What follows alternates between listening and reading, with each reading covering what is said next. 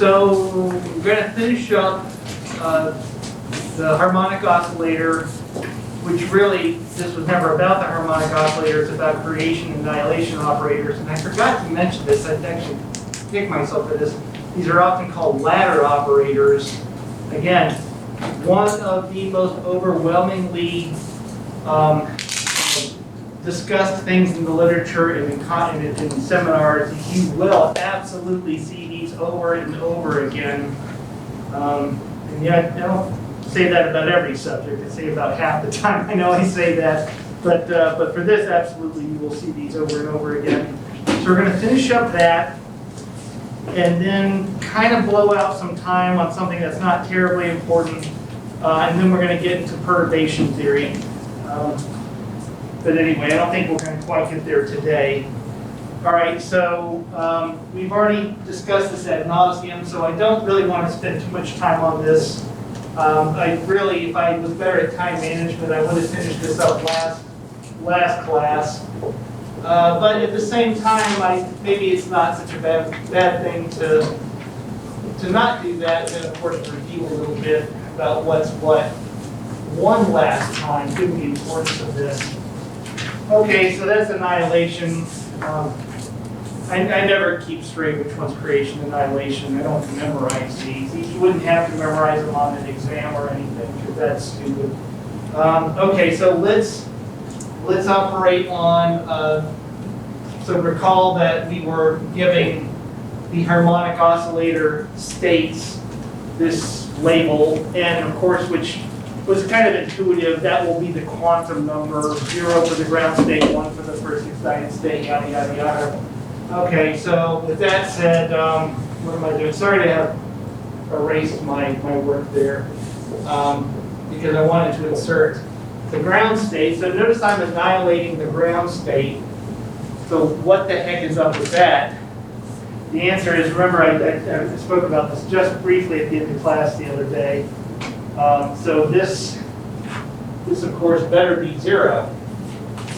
So what I'm setting up is a Diffie cube to solve for the wave function. So recall last time we talked all about creation and annihilation operators. Oh yeah, what did we cover, right? So all that hideous algebra brought us to this point. Someone double check me, right? Make sure I might be getting the n or n plus 1. I might be getting those confused. I don't think so. Is that right?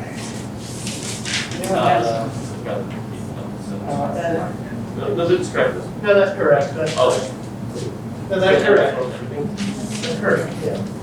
Yeah. So okay. So like I said, it is correct, right? The first one is n minus 1. And minus 1. Sorry. I was looking at the bottom one. Sorry. Almost correct though. Yeah. I was going to bite your head off, and you were right. Sorry. Yeah, annihilation, right? I was looking at the bottom one. Sorry. Okay, so yeah, we talked about this ad nauseum, but and again, harmonic oscillator is really an undergrad level quantum problem. So normally I wouldn't really cover it in the grad level class, except that you need to know about the creation and annihilation operators. And again, we went through a mountain of algebra, just cross-eyed level of algebra to get to that, but regardless. Now what we can do is, the reason actually I like this part is that there's this clever way to solve the wave functions that avoids a second order Diffie cube. Now I've said a zillion times, first order Diffie cube, and a high school student in Calc 1 could solve that because it's really straightforward. A second order Diffie cube, generally you need an undergrad math degree at the bare minimum, if not a PhD. So there's a real differential in mathematical prowess to solve this. So now another thing is, it was funny, I was looking over my notes, I looked at this and I thought, oh, now what? Remember, and we're not going to be seeing much direct notation from now on, by the way, just here and there. Again, you'll always see papers and presentations always use it, so I hope that you've really gotten it, because we're not going to be doing too much more. But this by itself is actually meaningless. Remember that kets are just, they're just tools to get to a final result. where a final result would look like this, right? So what you have to do is you have to act on, you're always going to have to act on the left. And, you know, following general, sorry, that looks awful. Following the general Saccharide principle of everything gets a dash. Okay, now it has meaning. Now another thing I don't want to do here is, you know, resolve identities. Now again, I'm assuming at this point, as painful as resolving identities is with position and momentum, I'm going to assume that you have that part down now and just kind of cut to the chase. Just resolve and then de-resolve the identities so that, of course, what I'm mostly referring to there will be momentum. And I'm just doing some algebra. So you see an I squared, right? One from the derivation of the operator and then one from the definition of momentum. And again, you know that dealing with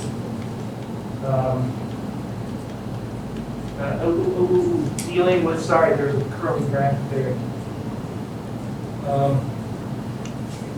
Dealing with the momentum operator with the resolution of the identity next in Dirac notation is really kind of a nosebleed, but you know you end up there, right? We've done that a bunch of times. Okay, cool thing about this is that we can actually wipe out the constant, right? It just divides out. Divide all this by that, it's gone. Divide 0 by that, it's still 0. That's cool. Okay. Now recall, this sounds like a good exam question. X, is that Hermitian? Yeah, of course, because space is real. It's like the definition of a real eigenvalue probably would be space, right? So, of course, that is a dash for whatever reason. I just wonder if I ever went through Saccharai's book completely, if I had simply, okay, minus I squared is plus. If I went through Saccharai's book completely, could I take control of all those dashes and make it a little bit easier? And of course, you also know that what I'm writing here is, of course, the wave function in Dirac notation, the ground state. Okay, and now what I've got, now again, now that we're moving away from Dirac notation, let me point out that we can now get to a slightly more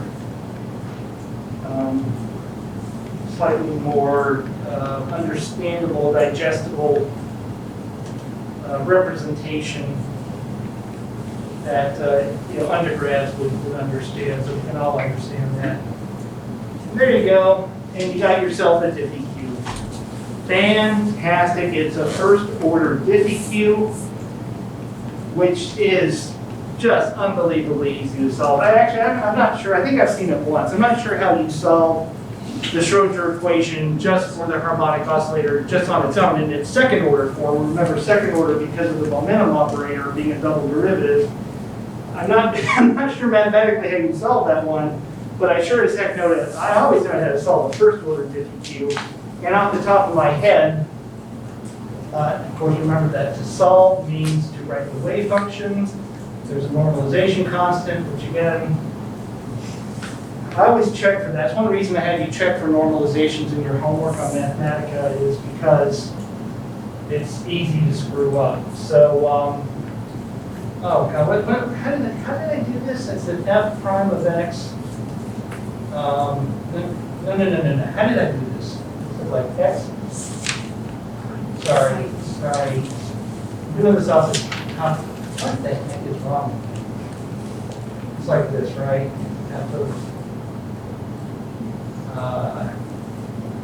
Anyway, I'm doing this all wrong. Sorry. Anyway, the solution is I'm not remembering it, but anyway, it's just e to the integral of the function, which is right here. So why don't I bring the constants over here? I'll just wipe those out here. Again, sorry to write over my own work. I try not to do that, but I couldn't resist here. Okay, anyway, despite my inability to remember the general form of a first-order differential equation, even though it's right in front of me,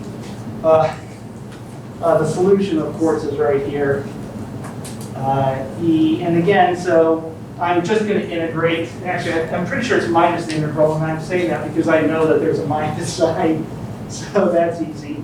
So now what I've done is now I have gotten the ground state wave function. Awesome. And technically, there's a little dash, so I don't want you to get confused by that.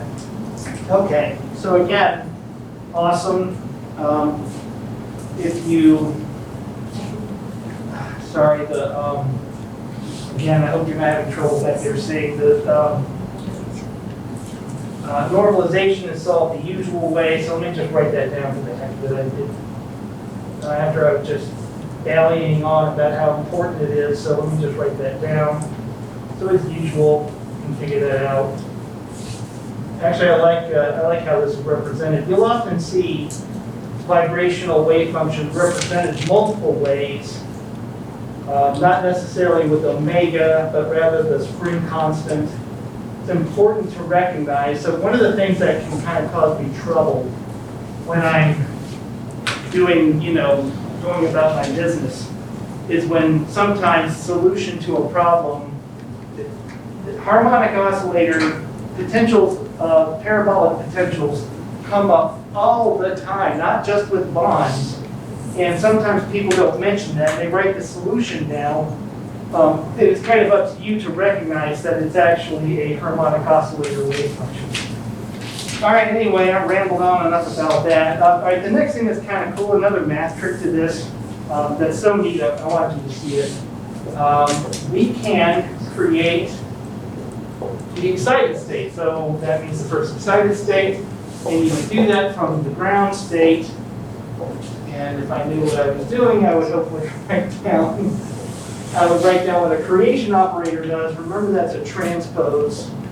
Oddly, that's the transpose of the annihilation, just like the symbol implies. Then I can write down the creation operator. So here we go. It's oddly the complex conjugate of the annihilation, which, as we talked about last time, is just kind of happenstance. All right, so there's that. Again, let's not worry about resolving identities. Often, resolving identities with x and p ended up bringing us to a place that we knew it should bring us to, like momentum is the derivative of the wave function and all that, things that hopefully you saw as an undergrad. But to do these thorough proofs, we have to go through all that rigmarole. So I'm just not going to do that. I'm just going to cut to the chase, and here's what happens after we resolve two identities, I guess. Anyway, all right. So we know what this is, and I'm not going to even write it down because, to be blunt, I don't quite remember. But let me just summarize. So the excited states, you actually do get something out of this. Let me just actually kind of make it easier. It's basically like x minus the derivative. Again, I'm twiddle, right? Times the previous state. Now, what I like about this is what you see there is you're building up nodes. So that's an important general concept. This is something I emphasize to my undergrads, is often the way ground states differ from excited states. It's simply nodes. You just put nodes into it. Now again, that's not absolute. I'm just saying this is kind of a general trend. Is that as you go up the ladder of vibration or hydrogen atom, radio wave functions, or whatever, you often see nodes, more and more nodes being built in, which is, of course, generally increasing kinetic energy. So it's interesting to see a node building operation as the creation operator. And last, just to remind you, this isn't important, but the way we express this at an undergrad level is this way, which is that The harmonic oscillator wave functions are, again, I'll keep that little dash just because I've had it for so long. Normalization constants. The thing that builds nodes, again, the way I like to describe it, those are Hermite polynomials. I won't even write it down. I don't care if we memorize it. Do not memorize it. It doesn't matter. And yeah, anyway. Okay, now last bit. If you did look at your book, let me just draw this. I want to just draw this to see how, see if I can. There we go. Alrighty, some rows. Last bit, if you read through your book, there was a bit of a discussion on time dependence. And I think we've beaten that horse to death. So I'm just going to very quickly summarize a little bit about time dependence of the harmonic oscillator. And not to do a third problem, right? We did a lot in class. On the homework you just turned in, you did time-dependent operators for something more complex than a free wave, and so I don't really want to go into much more detail on that. So what I want to emphasize, I want to try to use some of that to summarize all the stuff on time dependence, because we're not touching it again, except when we come back to it. Sorry. We are going to come back to it again when I show you a numerical MATLAB way to time-evolved wave function. So we will see it again. Sorry, I forgot about that. But just to, I'm just not going to go into the detail of your book because I just don't need to. And number two, I'm going to save some of this for a homework problem to just really get it to stick. It also has a little bit of math, so bolster your math, whatnot. Okay. Now, for the almost last time, when we go back to that computational way of doing time evolution, the time evolution operator, we don't, that's the Schrodinger way, right? The Schrodinger frame. I've heard it expressed all those ways. Multiple words for the same thing, right? So, of course, I'm writing the Heisenberg equation of motion. And hopefully, here's the operator. The operator under question, we're going to assume, for all the reasons we discussed, that the Hamiltonian does not need to be time dependent, is not time evolving. Again, hopefully, I hope you remember that. And what we do with this, of course, is to do e squared. Thank you. Now, especially after you just did that homework, I hope you recall how I went bonkers on the symbology to make sure that you understood when you had a time evolving operator, when you didn't. I think you get now why I did that, right? So I'm relaxing that a little bit, right? I should have a little S there for Schrodinger, but I don't think I need to go to such overkill. Okay, for the last time, transpose of the time evolution operator, factoring out 2m, you know that works quite readily with a,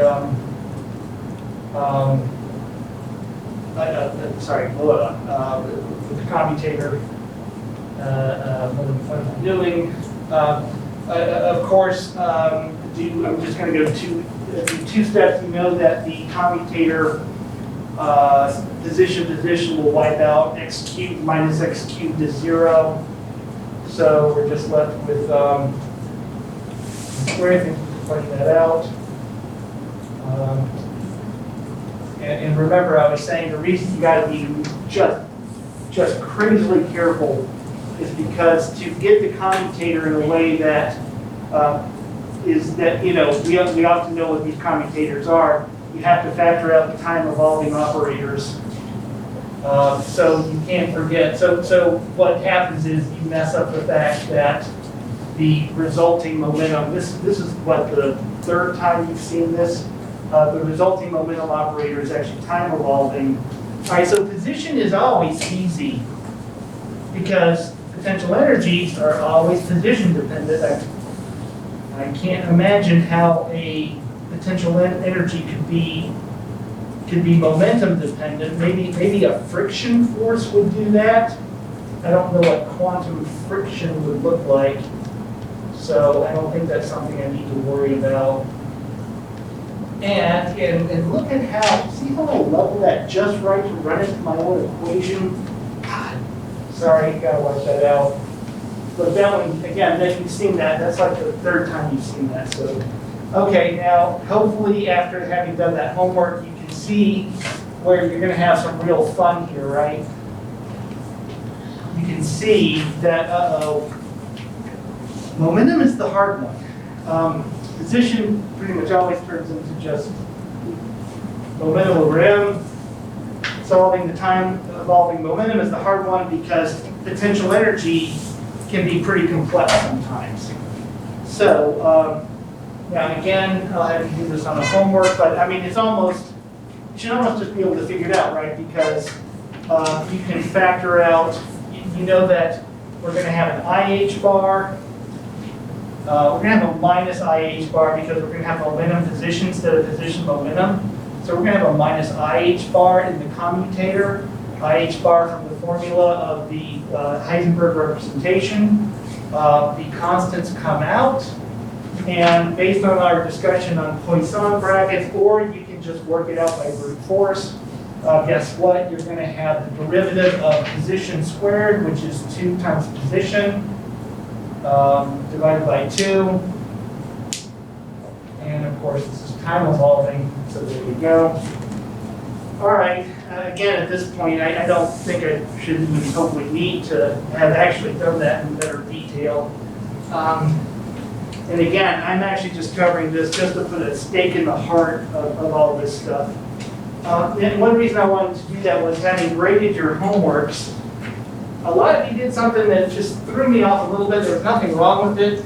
A lot of you solved some of the problems in a way that was a bit unusual, harder than you had to.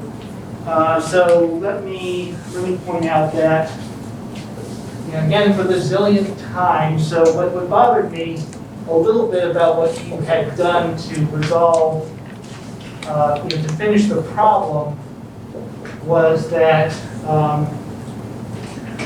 here, let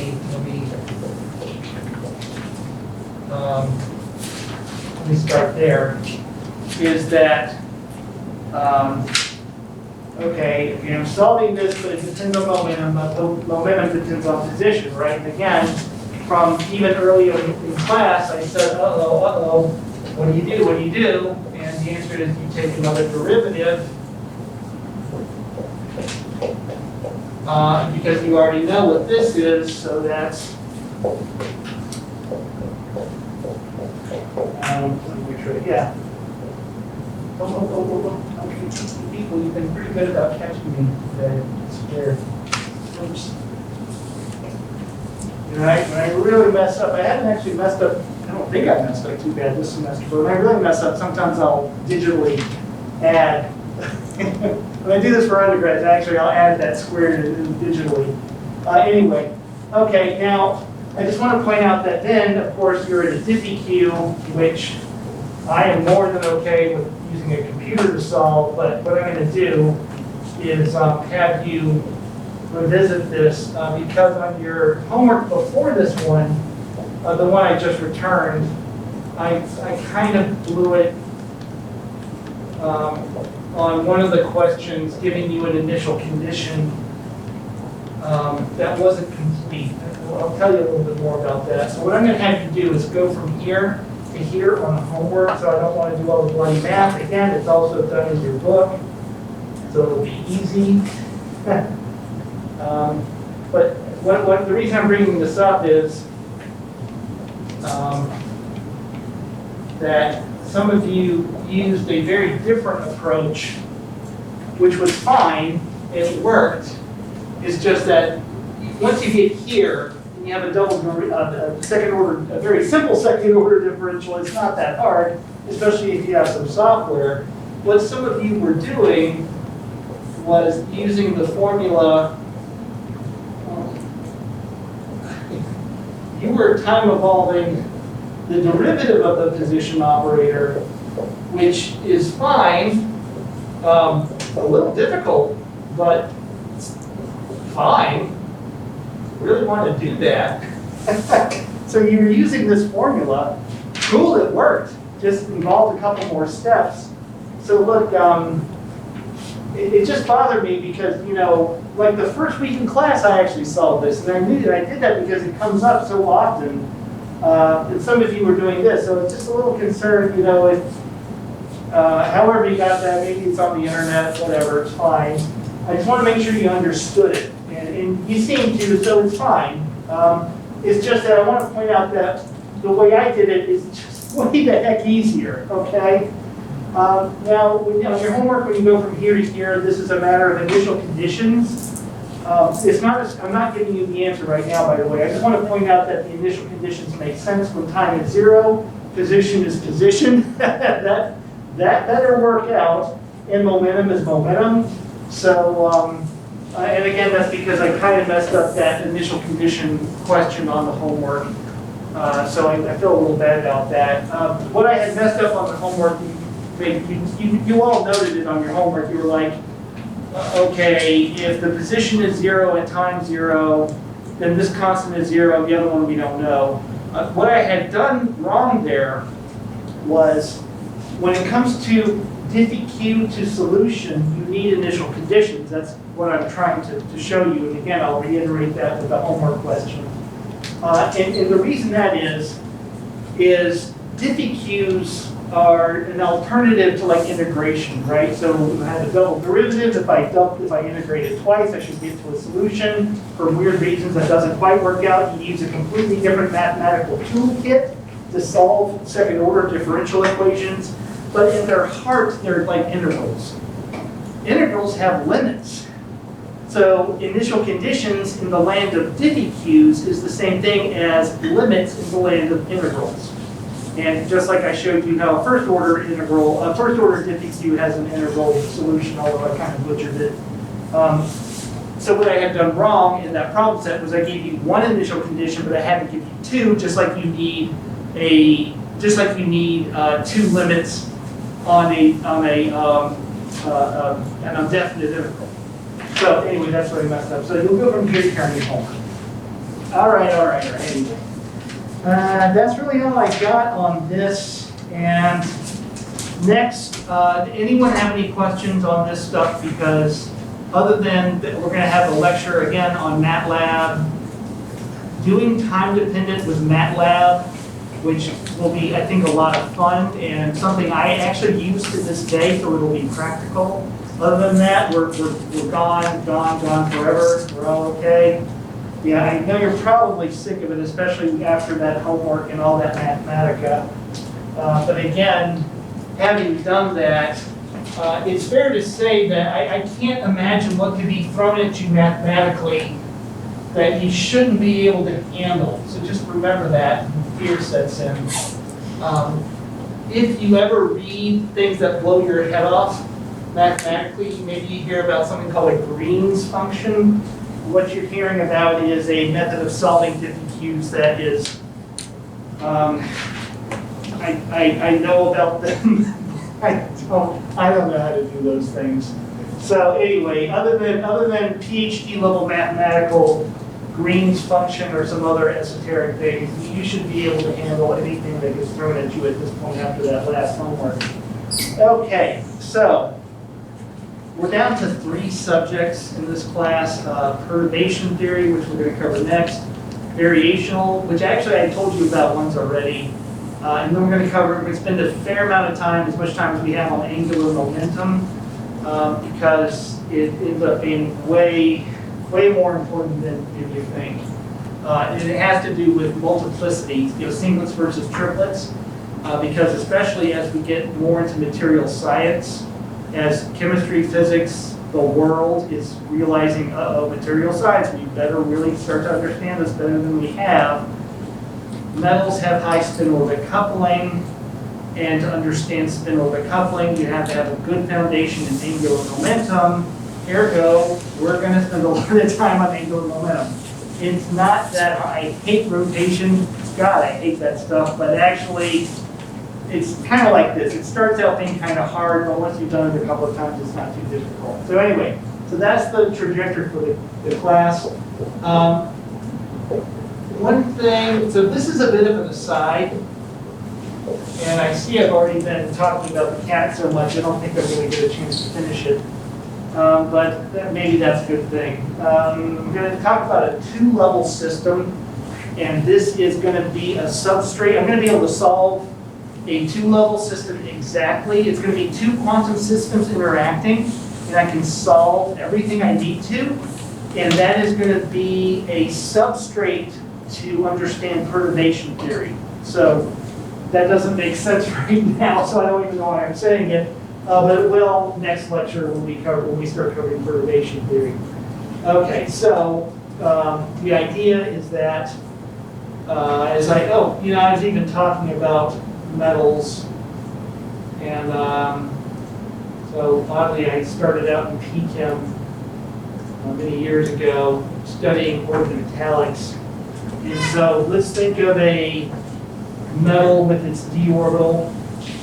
Oh, and by the way, when we get to perturbation theory and variational theory and angular momentum, we're going to start looking back at molecules and atoms and getting their term symbols and whatnot. So anyway, so we're going to get back more into electronic structure, which is kind of what we really should be doing. Okay, so here's a thing. It has a state and a Hamiltonian, which means a hat. Okay, energy times that state. Now, far, far away is a carbonyl. And of course, it has orbitals like this. And notice I was careful with the symmetry. That's a phase, so remember that. Remember I keep saying, what does phase really mean? Anyway, so you know that about how you draw orbitals. Looks like these are the proper symmetry to interact, which is a bit more important than it sounds. And, I can't really spend too much time on that, unfortunately. But it looks like these two things are going to interact. Now, the problem you may notice is that I'm not writing the same Hamiltonian. So that's where this is going to go off the rails. I mean, right now, what I've done looks like from your introduction to Dirac notation, which was a while ago, and hopefully is like kind of childlike at this point.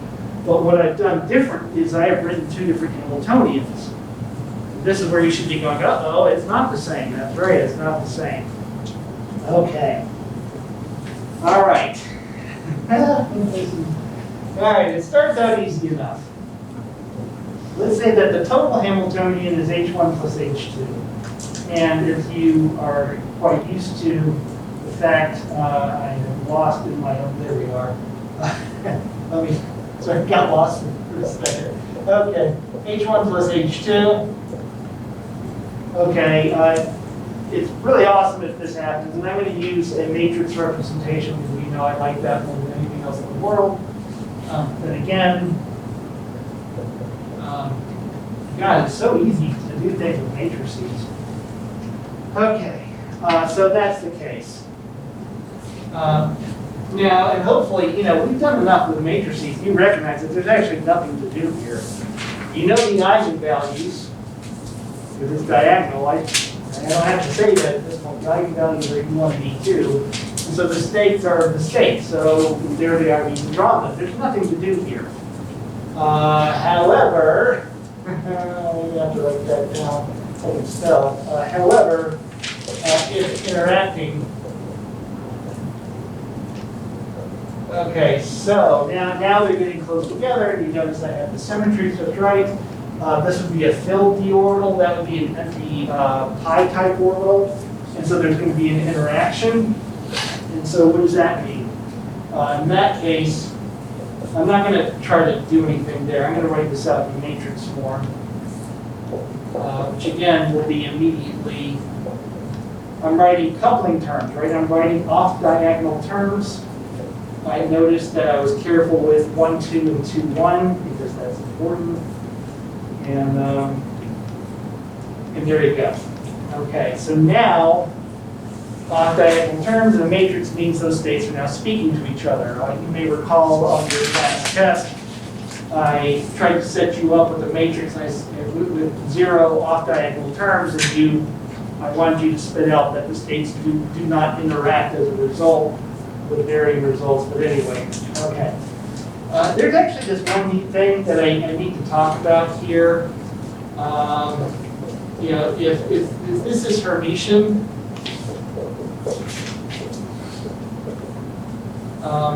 so I just can't emphasize enough how much I love matrix mechanics for quantum. So of course, if you know at this point that this is enough to give the eigenvalues, you covered the formulas, you can just ask MATLAB to do it, which should be easier.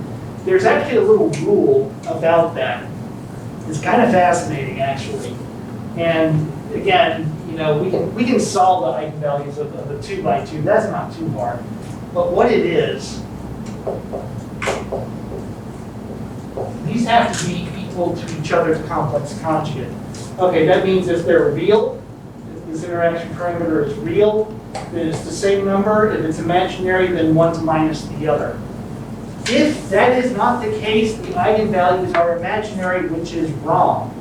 So as I mentioned, I sometimes even in my professional life outside of this class, I'm solving things with matrices. And it's nice, that property is nice because I know when I've screwed up, when I've gotten imaginary eigenvalues. Anyway, okay, so there's that. And I'm going to use this in subsequent derivations. So again, that's the property of Hermitian operators. In fact, I'm going to go ahead and do that right here. 1 omega, and, you know, omega is certainly implying some kind of energetic interaction. I often see omega used as an angular frequency, the angular frequency being like we have described before, difference in energy over h bar, whereas frequency would be h. Okay, now if you know that, you know I hate overwriting my own stuff, so I won't do it because that sucks. I'm going to write it again because now I'm going to write out the eigenvalue equation. Sorry, I'm writing so good today. So I'm going to write out the eigenvalue equation. Now there's some coefficients, so remember that these kets are our states. Again, they might be d orbitals, they might be p orbitals, that you could probably look those up. You can Google it. Okay, so I'm writing the eigenvalue equation in matrix form, which I've seen many, many, many times. And out come the coefficients. Okay. Now in this form, this is easy to solve. For a reason I still am not totally. I know that this is a identity, a mathematical identity, that when we solve for the eigenvalues, which are traditionally called, oddly these are called lambda. Remember, I think I mentioned this before. I'm pretty sure I did. When you are solving the eigenvalues of a matrix, you use the symbol lambda. And there are times where that has, you know, again, sometimes in publications and presentations, people use that representation expecting you to know what the heck is going on. So again, remember that this sucker has to be 0. It's some lemma or a law or something of mathematics that the system of equations is unsolvable unless the determinant of the matrix is a determinant. The Hamiltonian minus the identity matrix is 0. But the damnedest thing is that this thing ends up being a way to solve the eigenvalues in its own right. So it's like we're hijacking this thing. Okay, determinant that minus that. And by the way, whenever, so this class will end in, what, 2 or 3 months, I forgot. And I will not look at this for the longest time. So now you see why I wanted to write this way. The cross product will be the absolute value squared, and it's equal to 0. So whenever I'm away from this class for a while, And I get back to matrices. I have to Google what a determinant is. I never looked for it. So, okay, and what you get out of this is, sorry, I don't think we're going to run out of time here. Now, I am going to just cut through a bunch of algebra because, for one, this is in your book. And I think I forgot to, should have mentioned that where in your book it is. So we're no longer going to pages 1 through 50. Okay, so now again, this actually, this is a bit, and notice you should be noticing the quadratic equation. I just want to emphasize that if you go through this, it's actually a couple of steps. This is not from here to here with the quadratic equation. You can see, obviously, the quadratic equation manifests, but I'm just telling you there's actually a couple of algebra steps. I don't want to really do these right now, because again, you should be more than okay with algebra. Okay, so now what's great is that I have the exact solution for the eigenvalues. And so and again, it's like, what more could you learn? We've already covered all of this before, so what can you possibly learn from this? Okay, well, hold on. Let's see here. Now what you do is we are going to go back to here. Let's go back from here. So remember that once you get the eigenvalues, remember the order of operations. Once you get the eigenvalues, then you get the eigenstates. Even though the eigenstates, this part is what we often refer to as solving the solving the Diffie cube. Okay, so I have the eigenvalues. So now I'm going to solve the plus states, and what I'm doing is I am just going to equal to, so this is a zillion times. So that sets us up this. Now remember that's the top element. So the bottom element. Now this is kind of funky. I'm writing, so I just did the top one. Now I'm doing the bottom one. But now that does not help me solve the minus state. I'm actually still trying to solve the plus state. So I know that's a little counterintuitive. And recall that you have to have a certain number of equations to solve a certain number of unknowns. And oddly enough, this is not enough to solve anything. Looks like I've got two equations and two unknowns. Are you missing U1? What was that? You're missing E1 in front of CA1? Yeah, what have I done? Yeah, there's an E1 here, right? Yeah, it's right here. Yeah, thank you for pointing that out. Yeah, there. Now there should be some symmetry to it as well. There's the symmetry. Thanks for pointing that out. There's a little star there. Missed the star. Those off diagonal. You know what's kind of funny about Hamiltonian matrices? I often see off diagonal elements that are imaginary. So even though we like to think of Hamiltonians as all real, those off diagonal terms, I deal with many Hamiltonians that have imaginary off diagonals, which actually have to do more with the geometry of the problem of the molecule, because we're back to molecules now, than anything else. Okay, so, and then you've got for the minus state, let's not worry about it, but whatever. And then you've got one more equation that allows you to solve this,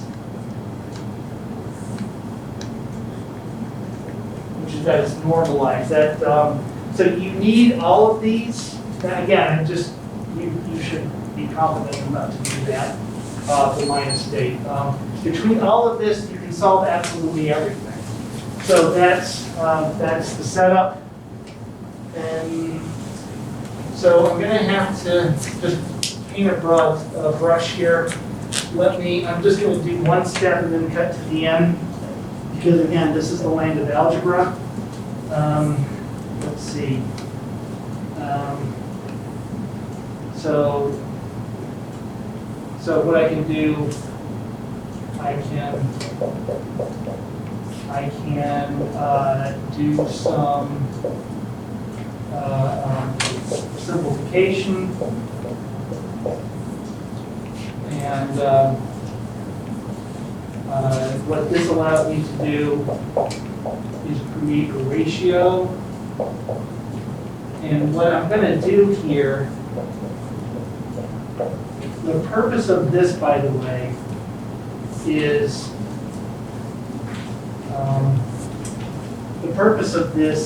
to solve all the energies as these two things interact more as defined by these off-diagonal coupling elements of your Hamiltonian. Okay.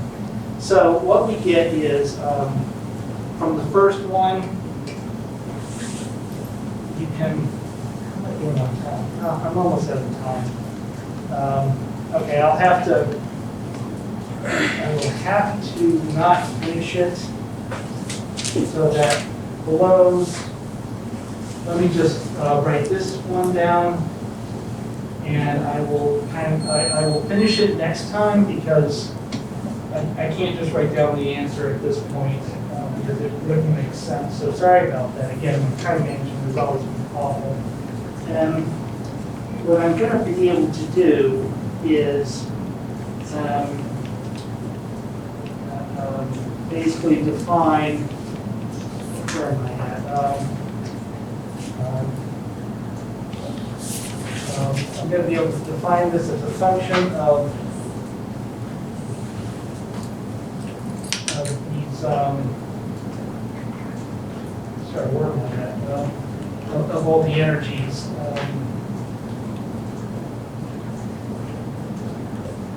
So I just want to let you know where I'm going with this. So my bad for being a blubbering idiot right now. Yeah, anyway, same deal. Thought I would actually finish this. Okay, so in the last 1 minute, I'll finish this next time, but the point of this is that what you're going to find is that there is there's an interaction that goes like this. If you define the average energy